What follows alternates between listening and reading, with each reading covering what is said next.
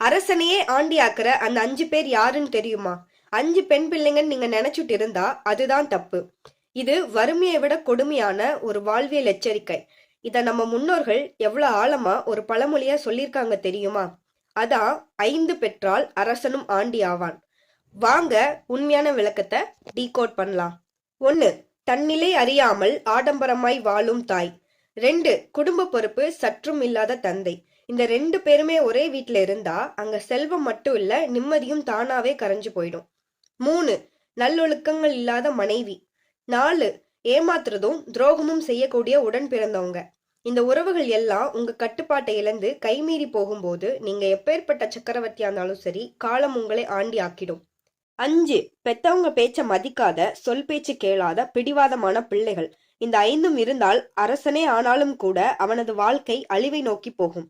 5 பெற்றால் அரசனும் ஆண்டி ஆவான் அப்படிங்கிறது பெண் பிள்ளைகளை சொன்னது இல்லைங்க, இந்த 5 உறவுகளை தான். குடும்பத்துல இருக்கிறவங்க சரியா இல்லைன்னா எவ்வளவு சொத்து இருந்தாலும் நிலைக்காது. பழமொழிகள் புரிந்தால்தான் அழகு.